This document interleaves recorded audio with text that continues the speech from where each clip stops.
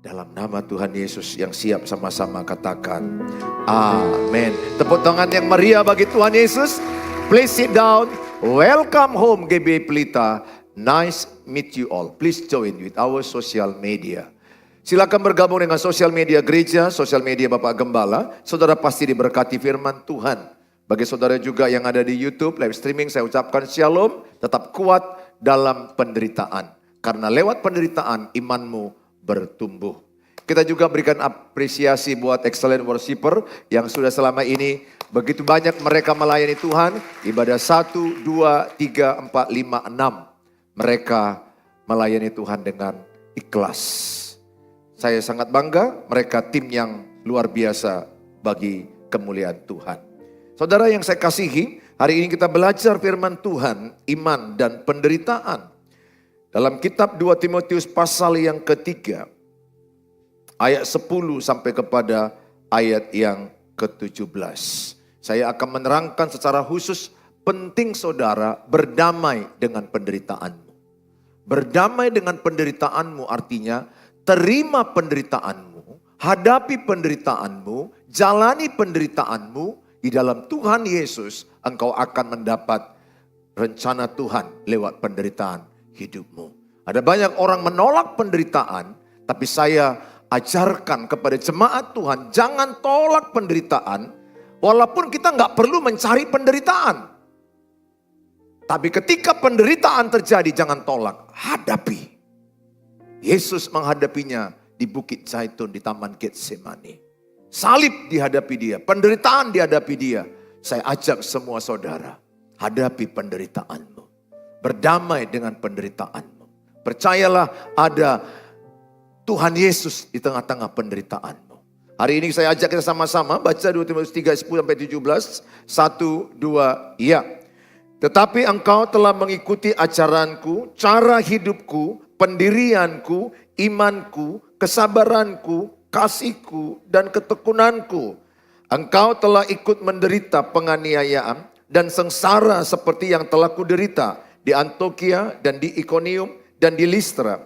Semua penganiayaan itu kuderita dan Tuhan telah melepaskan aku daripadanya. 12. Memang setiap orang yang mau hidup beribadah dalam Kristus Yesus akan menderita aniaya. Sedangkan orang jahat dan penipu akan bertambah jahat. Mereka menyesatkan dan disesatkan. Tetapi hendaklah engkau tetap berpegang pada kebenaran yang telah engkau terima dan engkau yakini, dengan selalu mengingat orang yang telah mengajarkannya kepadamu. Ingatlah juga bahwa dari kecil engkau sudah mengenal kitab suci yang dapat memberi hikmat kepadamu dan menuntun engkau kepada keselamatan oleh iman kepada Kristus Yesus. 16. Segala tulisan yang diilhamkan Allah memang bermanfaat untuk mengajar, untuk menyatakan kesalahan, untuk memperbaiki kelakuan, dan untuk mendidik orang dalam kebenaran. 17. Dengan demikian, kepunyaan Allah diperlengkapi untuk setiap perbuatan baik. Pada ayat yang ke-12, ada ayat yang ke-12, ini penting kita baca sekali lagi. Baca kuat-kuat ya. 1, 2 ya. Memang setiap orang yang mau hidup beribadah di dalam Kristus Yesus akan menderita aniaya. Jelas ayat ini mengatakan orang yang mengikut Yesus ada penderitaan dan aniaya. Apa yang dialami oleh Rasul Paulus dalam 2 Korintus 11 ayat 25. Satu hari dia terkatung-katung di tengah laut, dilempari batu, masuk penjara, kedinginan tidak ada pakaian, kelaparan tidak ada makanan. Dia sering masuk penjara, keluar masuk penjara karena mengikut Yesus. Mengikut Yesus ada penderitaan. Maka dia berkata kepada muridnya Timotius, Timotius, engkau baru aja ikut aku pelayanan. Sekarang engkau telah menderita karena Kristus. Engkau mengikuti aku pelayanan di Antiokhia, di Ikonium, di Listra. Di sana mereka dianiaya, disiksa, dipenjara, dilempar batu, dianggap sesat. Maka dia ingatkan kepada Timotius, mengikut Yesus ada penderitaan. Saudara, bagaimana kita meresponi penderitaan ini penting bagi kita. Karena orang banyak ikut Yesus hanya mau berkat. Saya nggak anti dengan berkat. Tapi saudara juga harus mau menderita ikut Yesus. Saya termasuk yang bangga saudara hari ini, malam ini saudara datang beribadah. Padahal udah capek tadi kerja ya. Udah capek kerja atau capek dengan acara keluarga. Sehingga saudara pun datang dengan berjuang. Tenagamu kan sudah satu harian ini. Udah entah kemana. Sehingga beberapa wajahmu kelihatan wajah-wajah menderita. Saudara, karena udah capek hidupmu. Tapi engkau masih mau datang ke Yesus. Itu contoh yang baik. Banyak orang di luar sana gak mau lagi ibadah. Udah, drakor, nonton, pergi aja ke kedai kopi. Tapi engkau masih mau datang. Diberkatilah engkau. Aku berdoa engkau pulang diberkati Tuhan. Karena engkau datang ke rumah Tuhan. Tepuk tangan bagi Tuhan Yesus. Amin. Nah saudara, ayat ini jelas dikatakan bahwa mengikut Yesus ada penderitaan. Apa yang kita lakukan ketika ada penderitaan? Yang pertama, tetap beriman. Tuhan sanggup melepaskan dari penderitaan. Dalam kitab 2 Timotius 3 ayat 11. Engkau telah ikut menderita penganiayaan dan sengsara seperti yang telah kuderita di Antiokhia, di Ikonium, di Listra. Semua penganiayaan itu kuderita dan Tuhan telah melepaskan aku daripada penderitaan. Ingat, Paulus dipenjara dengan Silas. Mereka memberitakan Injil, mereka dipenjara. Silas muridnya juga masuk penjara dipasung. Tapi apa yang mereka lakukan? Di dalam penjara mereka memuji Tuhan. Menyembah Tuhan. Allah bersemayam dalam pujian. Oleh karena itu dalam penderitaan, engkau perlu memuji Tuhan. Engkau perlu menyembah Tuhan. Sering engkau angkat lagu pujian, lagu penyembahan. Kalau bisa di earsetmu sambil naik sepeda motor, engkau dengar-dengar lagu rohani. Atau di kamarmu putar YouTube lagu rohani. Sekali putar YouTube Suheri Gultom. Siapa itu? Aku tak kenal. Dia adalah kembaranku. Jangan lupa like, subscribe, comment, and share. Ya, YouTube pemberitaan firman Tuhan perlu di-share. Perlu di-share. Saudara, saya kalau pergi dari Medan ke Parapat, itu hanya dua yang saya dengar. Kalau enggak lagu pujian, khotbah. Kadang-kadang kalau saya udah lihat pengkhotbahnya udah capek di YouTube, ku ganti dengan lagu pujian. Kulihat juga yang nyanyi, udah capek kawan ini, ganti juga dengan ini. Ya, manalah bisa capek di YouTube ya, cuma perasaanku aja ya ganti. Tapi maksud saya adalah 5 jam saya pergi ke daerah Baligi atau 6 jam, saya dengar itu terus. Saya nggak ngantuk kalau dengar khotbah. Coba tanya sebelahnya, kau kalau dengar khotbah ngantuk nggak? Tanya sebelahnya. Tanya dulu baik-baik. Kalau kau dengar khotbah ngantuk nggak? Tanya dulu. Mana lebih semangat di antaramu? Mendengar khotbah atau menghitung penghasilan? Buka firman atau penghasilan? Mana lebih menarik di hatimu?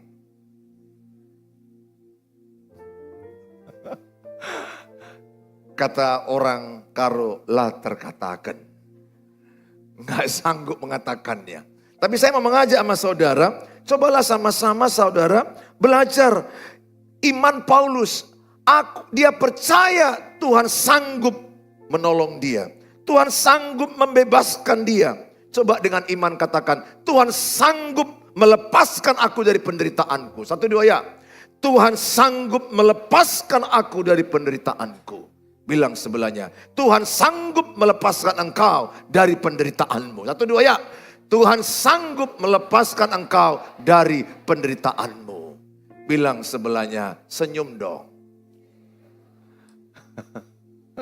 Saudara, jangan menderita terus. Pernah nggak kalian jumpai orang, mau jumpa dia siang, menderita. Jumpa dia sore, menderita.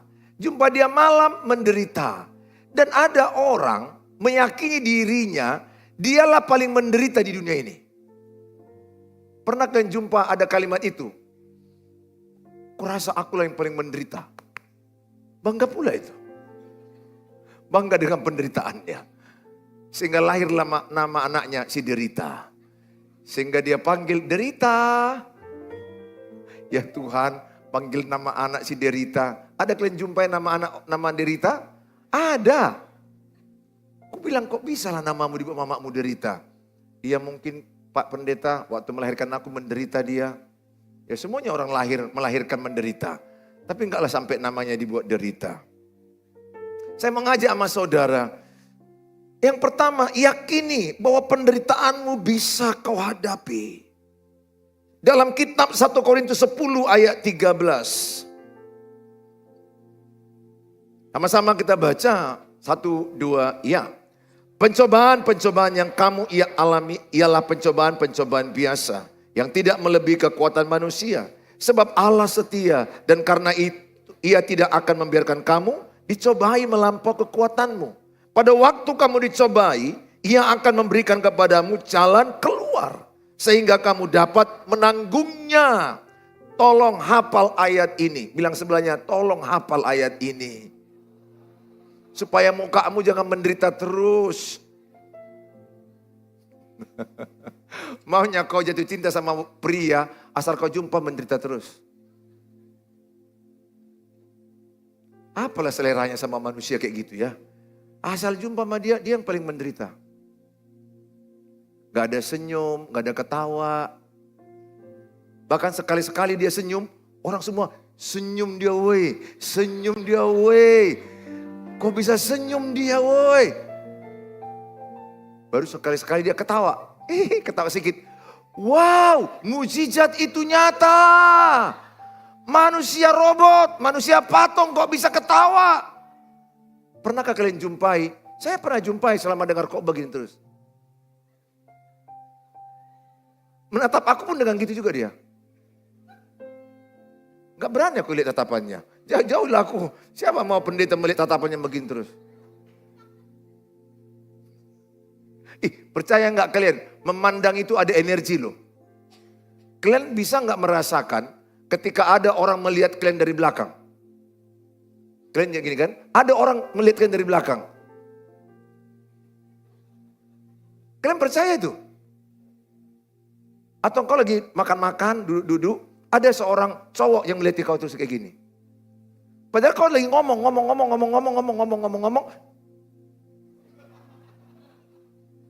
Lega mata kalian, betul nggak?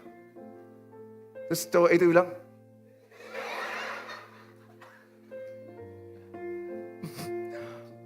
pandangan mata itu ada energinya. Ada energinya. Makanya saya mengajak sama saudara. Jangan mau diperbudak penderitaan. Sebenarnya kalau mau jujur, kita sependeritaan. Yang sebelahmu itu lebih menderita dari kau. Gak percaya? Tanya sama dia, betul kau lebih menderita. Tanyalah sama dia, Yang sebelahmu itu lebih menderita itu. Yang gak taunya kau ceritanya itu semua. Lihat biasa-biasanya kau, dia biasa-biasanya semangat-semangat, ketawa-ketawa. Yang ketawa-ketawa pun banyak menderitanya itu. Pelawak-pelawak di televisi itu, tahu gak kalian, banyak pakai narkoba. Banyak narkoba itu. Aku tahu setelah kesaksian mereka rata-rata. Orang entertain itu. Kan kita lihat kan ketawa-ketawa, happy-happy. Yang kalian favoritkan itu banyak narkoba. Enggak semua, kenapa? Sebenarnya mereka menderita, ingin melepaskan penderitaannya dengan cara narkoba. Tapi Tuhan enggak begitu. Tuhan mengajarkan kita hadapi penderitaan. Yakin Tuhan sanggup membebaskan kita dari penderitaan. Betul kita ada dalam penderitaan. Tapi Tuhan tidak izinkan penderitaan selama-lamanya. penderitaan itu hanya ujian iman. 1 Petrus 1 ayat 6 sampai 7. Mana ada sekolah ujian terus? Ada. Tiap hari ujian, tiap hari ujian. Enggak lah. Sekali sebulan mungkin, sekali seminggu mungkin, ada tes-tes. Artinya apa? Enggak selamanya engkau menderita. Penderitaanmu itu sesaat. Itu hanya ujian. Hadapi ujian imanmu. Hadapi ujian penderitaanmu. Pesanku, jangan mengeluh satu kata pun dalam penderitaan. Minta kekuatan Tuhan. Tidak mudah. Jangan mengeluh, jangan bersungut-sungut. 1 Tesalonika 5 ayat 18. Bersyukurlah dalam segala hal, sebab itu yang diinginkan Kristus padamu. Berat memang ketika engkau mengalami banyak penderitaan, engkau bersyukur. Itu yang diinginkan Tuhan. Saudara yang saya kasih, 1 Petrus 1 6 sampai 7. Bergembiralah akan hal itu sekalipun sekarang ini kamu seketika harus berduka cita. Oleh berbagai-bagai pencobaan. Ayat 7 sama-sama. Maksud semuanya itu ialah untuk membuktikan kemurnian imanmu. Yang jauh lebih tinggi nilainya daripada emas yang fana, yang diuji kemurniannya dengan api. Sehingga kamu memperoleh puji-pujian. Sehingga penderitaanmu itu hanya ujian iman.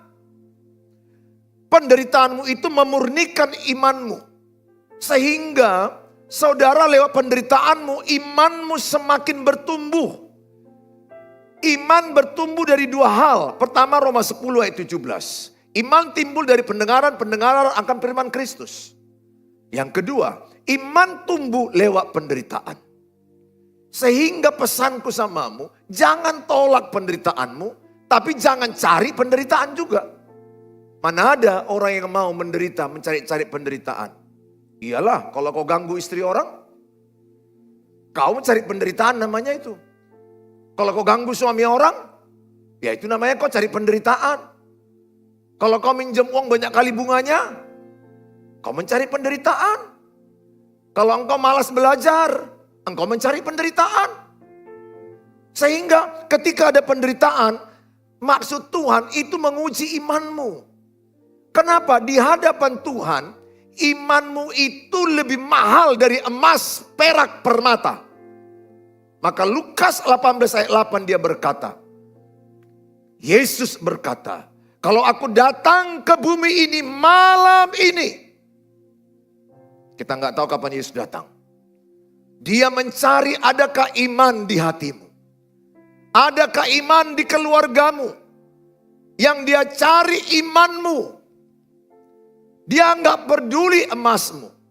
Dia nggak peduli hartamu. Dia nggak peduli jabatanmu. Karena sama Tuhan emas itu fana. Harta itu sampah. Seluruh harta dunia ini tidak bisa masuk ke surga. Nggak bisa. Jangan karena engkau sayang kali sama emas. Oh Tuhan, aku bawa emas ini. Akhirnya ada satu cerita, seorang masuk ke surga. Malaikat interview sama dia. Apa yang di tanganmu itu? Lamhot. Lamhot, apa yang di tanganmu itu? Emas segenggam, malaikat. Udah capek aku cari uang. Sepeda motorku gak bisa masuk surga. Mobil Mercyku gak bisa masuk surga. Rumah mewahku 3 miliar ditolak juga masuk surga. Seluruh hartaku gak bisa masuk surga. Ini ajalah malaikat, segenggam emas ini, tolonglah. Biar ada pasombu rohaku di surga itu nanti. Biar ada yang menyenangkan aku sedikit di surga. Emas ini izinkanlah ya malaikat, please deh. Malaikatnya bilang, jugal moholamhot. Sudah dibilang, engkau lahir tidak membawa sehelai benang, engkau meninggal tidak membawa sehelai benang. Engkau lahir tidak membawa apa-apa, engkau pulang ke rumah Bapa tidak membawa apa-apa. Enggak ada yang bisa kita bawa. Please deh, please. Udah capek aku Kat, tolong. Malaikatnya, udahlah kalau kau jogal, ya udah bawalah emas itu. Masuklah dia ke surga. Dibawalah emas itu, digenggamnya. Terus dilihatnya lah semua dindingnya emas. Jalan emas. Semua hal-hal yang mewah. Hal-hal yang permata yang indah. Emas, jalan pun emas, dinding pun emas, mewah. Dibawa dia masuk ke surga. Dilihat-lihat ada tulisan sekecil ini. Jangan buang sampah sembarangan. Jangan buang sampah sembarangan. Baru malaikat yang di sorga berkata, apa itu yang kau bawa itu lamhot? Baru bilang dia, emas tadi sudah diizinkan. Nah itu coba, jangan buang sampah sembarangan. Emas yang kau bawa itu sampah. Buangkan ke lorong karto. Buang ke pajak cahaya. Kira-kira di pajak cahaya berebutan enggak? Berebutan. Ingat, Tuhan tidak tertarik dengan pencapaianmu. Tuhan tertarik dengan proses. Saya mau tanya yang laki-laki. Mana lebih kau sukai? Nonton bola, proses bola dioper, dikirim ke Cristiano Ronaldo. Kemudian disepak, tidak gol. Kemudian disepak lagi, disepak kembali. Dikirim oleh temannya, dikirim ke si Messi, disepak, gol. Mana yang lebih kau sukai laki-laki? Nonton bola, proses bolanya, atau hasil pertandingan? Proses. Oh, pintar kamu. Proses. Kalau hasil cukup dilihat di YouTube. Betul? Barca dengan Liverpool. Barca 3-0.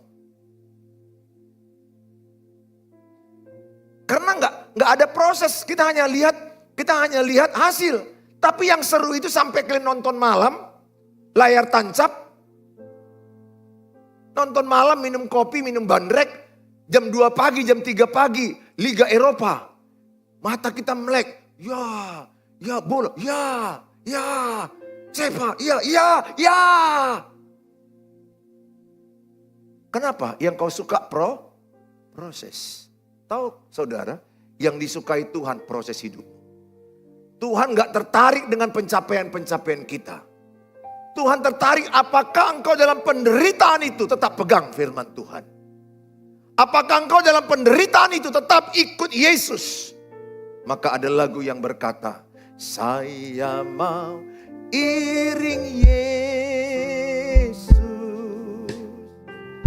Saya mau iring Yesus sampai selama-lamanya. Saya mau iring Yesus. Saya mau iring Yesus. Saya mau iring Yesus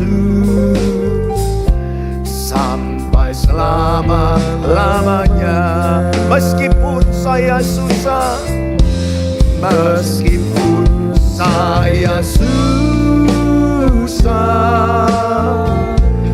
menderita dalam dunia, saya mau iring Yesus sampai selama-lamanya. Meskipun saya susah, meskipun saya susah,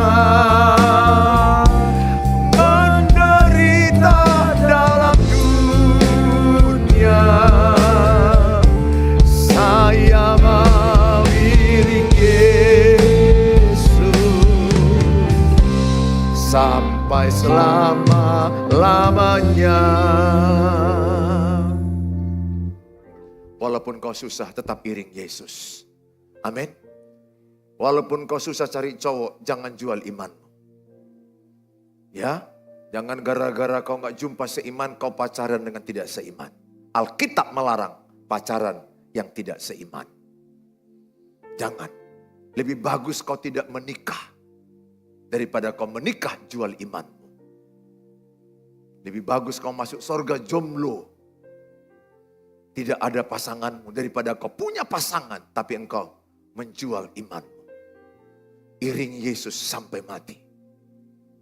Saudara yang saya kasihi, yang kedua adalah apa yang perlu kita lakukan. Tetap berpegang pada kebenaran dan bertumbuh dalam kitab suci. 2 Timotius 3 ayat yang ke-14. Tetapi hendaklah engkau tetap berpegang pada kebenaran yang telah engkau terima dan engkau yakini.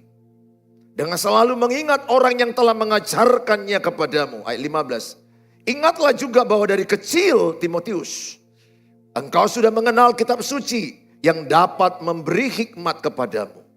Dan menuntun engkau kepada keselamatan oleh iman kepada Kristus Yesus. 16. Apakah manfaat Alkitab?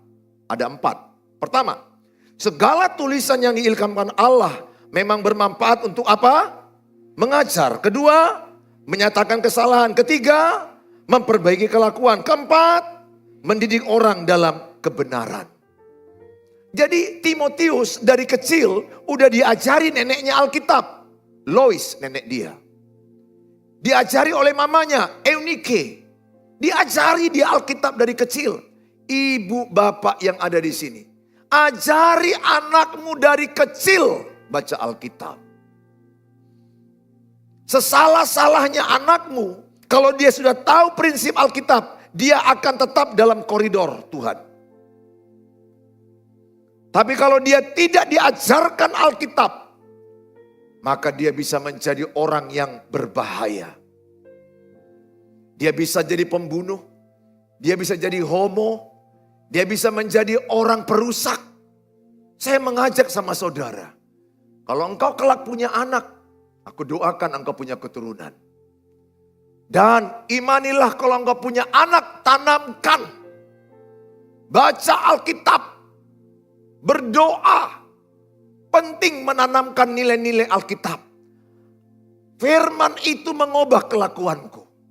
Firman itu mendidik aku. Firman itu mengajarkan yang mana yang salah dalam hidupku. Firman itu menuntun aku kepada keselamatan. Saya mengajak semua setiap saudara, ketika ada persoalan hidupmu, ketika engkau punya masalah, jangan tinggalkan imanmu. Pegang.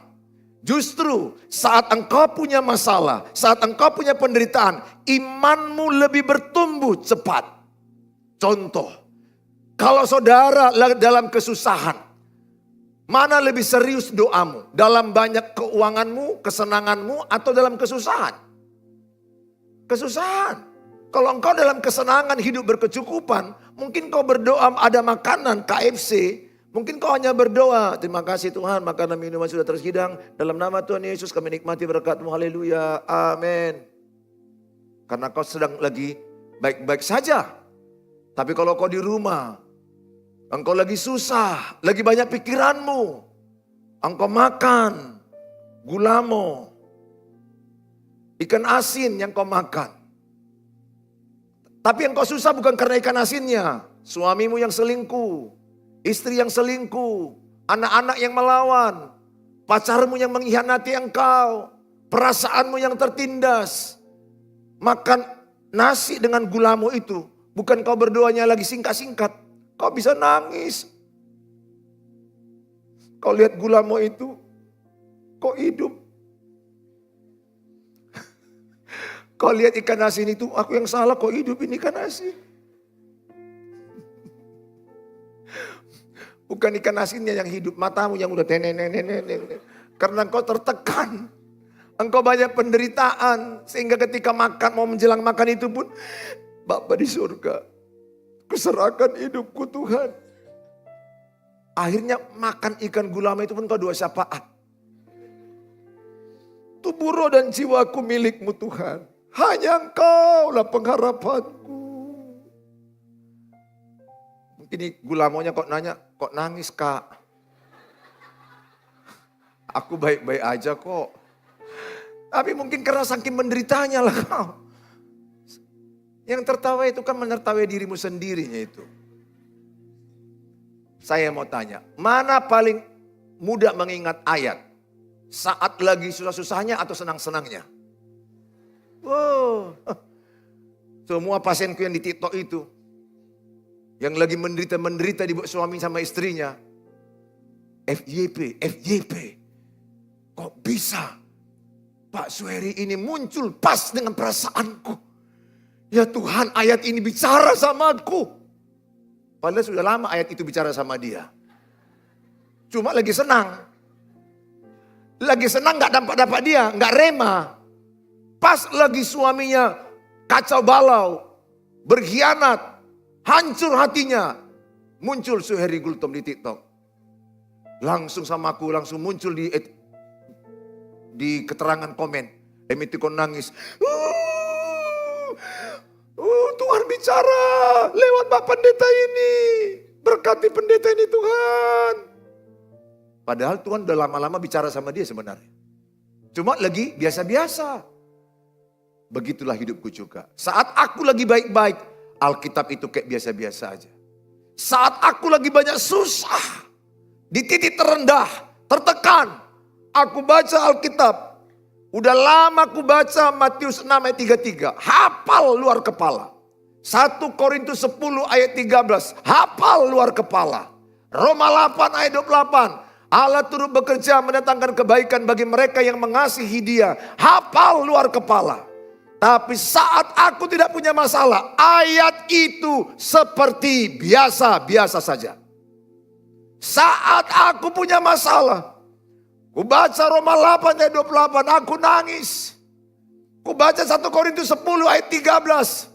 Pencobaan-pencobaan yang kau alami adalah pencobaan-pencobaan biasa.